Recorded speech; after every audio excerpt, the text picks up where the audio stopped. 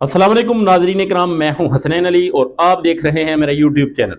नाजरीन, आज का वीलॉग इंतहाई अहम है क्योंकि मैं आपके सामने दो बड़े और हसास मौज़ूआत रखना चाहता हूं।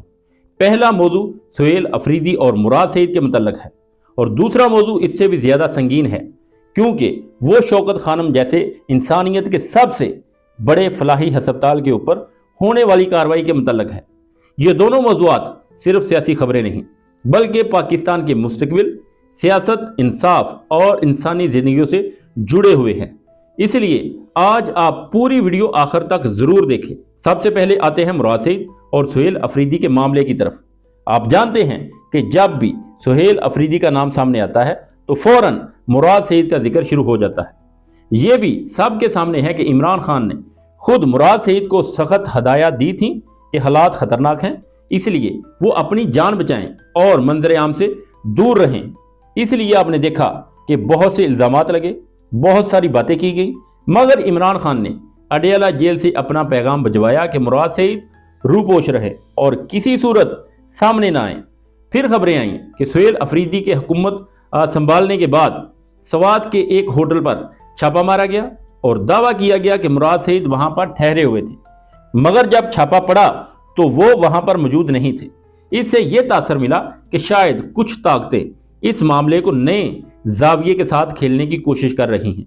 अब सूरत हाल ये लग रही है कि सुहेल अफरीदी इस वक्त एक असूली सियासत कर रहे हैं, वो जारहाना अंदाज में चल रहे हैं और शायद इसी वजह से कुछ अनासर इन पर मुख्तलिफ तरीकों से दबाव डालने की कोशिश कर रहे हैं।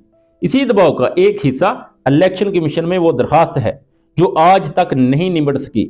बाकी तमाम केसेस निपटा दिए गए हैं, लेकिन सुहेल अफरीदी का केस आज भी वहीं खड़ा है। फिर खबर चलाएगी कि अगली पेशी के ऊपर सुहेल अफरीदी को डी सीट कर दिया जाएगा, जबकि हकीकत यह है कि इलेक्शन कमीशन अभी भी ये तय नहीं कर पाया कि इस केस के ऊपर इनका दायरा इख्तियार बनता है या नहीं। जब दायरा इख्तियार का फैसला नहीं हुआ तो डी सीट होने का मामला तो बहुत दूर की बात है।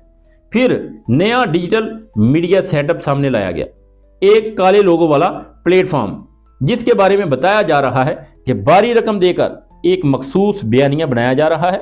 मकसद ये है कि इमरान खान और तहरीक इंसाफ के खिलाफ जितना प्रोपेगेंडा किया जा सकता है वो किया जाए।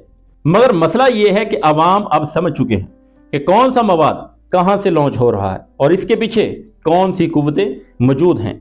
इसी चैनल के ऊपर नून लीग के रुकन सूबाई असम्बली जलाल खान सामने आए, जिनके अपने बारे में इल्ज़ाम है कि वो मुबैना तौर पर अफगान शहरी हैं। इनके मुकाबले में तैमूर सलीम जगड़ा जैसे मजबूत उम्मीदवार थे, जिनके पास फार्म 45 मौजूद हैं, जिनके मुताबिक वो जीते हुए हैं, लेकिन फिर भी जलाल खान असम्बली पहुंच गए। इसलिए इनके ऊपर सवाल ये है कि क्या वो वाकई ही पाकिस्तानी शहरी हैं या नहीं। जब सवाल पब्लिक में उठता है तो इसका जवाब देना भी इनकी जिम्मेदारी बनती है। इसी प्रोग्राम में जलाल खान ने दावा किया कि मुराद सईद वज़ीर आला हाउस के अंदर रूपोश हैं, लेकिन नाज़रीन ज़रा आप सोचें, वज़ीर आला हाउस एक इंतहाई हसास मकाम होता है। वहाँ पुलिस, स्पेशल ब्रांच, सिक्योरिटी अदारे, हर तरह की चेकिंग मौजूद होती है। लाहौर के वज़ीर आला हाउस में दाखिल तो क्या होना है, बाहर के दरवाजे तक बगैर मंजूरी और बगैर नाम दर्ज किए हुए कोई पहुंच नहीं सकता। ऐसे में ये मुमकिन कैसे हो सकता है कि एक हाई प्रोफाइल शख्स वहां छुपा हुआ हो। फिर सनम जवेद को इनके सामने से उठाया गया है, तो क्या इस माहौल में ऐसी कोई बेवकूफ़ी मुमकिन है कि मुराद सईद को सामने लाया जाए। असल मकसद शायद सुहेल अफरीदी पर दबाव डालना है कि उन्हें याद दिलाया जाए कि हम जानते हैं कि मुराद सईद कहाँ है। अगर हम चाहे तो वज़ीर आला हाउस के ऊपर भी छापा मार सकते हैं, लेकिन सवाल ये है कि क्या सुहेल अफरीदी इस दबाव में आएंगे।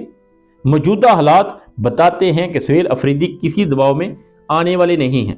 वो बारहा वाज़िया कर चुके हैं कि मैं उन्हीं इमरान खान का, यानी कि मैं इमरान खान का बनाया हुआ वज़ीर आला हूँ, वो इनके सिवा किसी के एहसानमंद नहीं हैं और अगर असूल के रास्ते पर चलते हुए कुर्सी जाती है तो चली जाए, उन्हें कोई परवाह नहीं।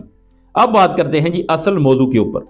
सबसे बड़े मौजू की बात करते हैं शौकत खानम की। इससे पहले एक खबर और भी चल रही है कि इमरान खान की बहन नौरीन नियाजी भारतीय मीडिया को इंटरव्यू क्यों दे रही है, जो कि पाकिस्तान में एक बहस की शक्ल इख्तियार कर गया है।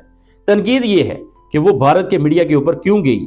لیکن سوال یہ بھی بنتا ہے کہ کیا پاکستان کا میڈیا علیمہ خان یا عظمیٰ خان کو بلائے گا؟ کیا ان سے انٹرویو کرے گا؟ کیا ان کا انٹرویو چلائے گا؟ جواب ہے نہیں۔ جب میڈیا یہاں پر پابندیاں لگاتا ہے، جب کچھ چہرے میڈیا کے اوپر دکھائے نہیں جا سکتے، جیسے کہ عمران خان کا چہرہ میڈیا کے اوپر نہیں دکھایا جا سکتا، تو پھر شکایت کرنا عجیب سا لگتا ہے کہ انہوں نے اپنا موقف باہر جا کر کیوں دیا۔ اب آتے ہیں سب سے اہم حصے کے اوپر، شوکت خانم ہسپتال اور نمل یونیورسٹی کے اکاؤنٹ فریز ہونے کا معاملہ۔ شوکت خانم کینسر ہسپتال صرف عمران خان کی کامیابی نہیں ہے، بلکہ پوری پاکستانی قوم کی عزت، فخر اور انسانی ہمدردی کی علامت ہے۔ ہزاروں مریض وہاں بلا امتیاز علاج کروا چکے ہیں۔ ایسے بہت سے لوگ ہیں جن کے گھر والے عمران خان کے ووٹر نہیں ہیں، لیکن وہ دعائیں دیتے نہیں تھکتے۔ یہ ہسپتال سیاست سے بالاتر ہے، یہ ہسپتال انسانیت کی علامت ہے۔ ایسے ہسپتال کے بینک اکاؤنٹ فریز کر دینا بہت بڑا قدم ہے۔ اطلاعات یہ ہے کہ علیمہ خان کے وکیل فیصل ملک نے اس کی تصدیق کی ہے اور ساتھ یہ بھی بتایا ہے کہ نمل یونیورسٹی کے اکاؤنٹ بھی منجمد کر دیے گئے ہیں۔ یہ فیصلہ صرف ایک ادارے کو نہیں روکتا، بلکہ مریض کے علاج، ادویات کی خرید، آپریشن آلات، ٹیسٹ، ڈاکٹر اور عملے کی جو رقم ہے، اس سمیت ہر چیز کو متاثر کرتا ہے، اور یہ متاثر کرنے والا قدم اٹھایا جا رہا ہے۔ اگر یہ رکاوٹ برقرار رہی تو اس کا نقصان صرف عمران خان کو نہیں ہوگا، بلکہ ان لوگوں کو بھی ہوگا جن کی زندگیاں اس ہاسپٹل سے جڑی ہوئی ہیں۔ شوکت خانم ہسپتال پاکستان کی پہچان ہے۔ اس کی راہ میں رکاوٹ ڈالنا صرف سیاست نہیں، یہ ایک انسانی مسئلہ ہے، یہ ایک اخلاقی امتحان ہے، یہ ایک قومی سوال ہے۔ ناظرین، یہ تھی اب تک کی اپڈیٹ جو میں نے آپ کے سامنے رکھ دی۔ اب تک کے لیے اتنا ہی، ملتے ہیں ایک نیکسٹ ویڈیو میں، تب تک کے لیے اللہ حافظ۔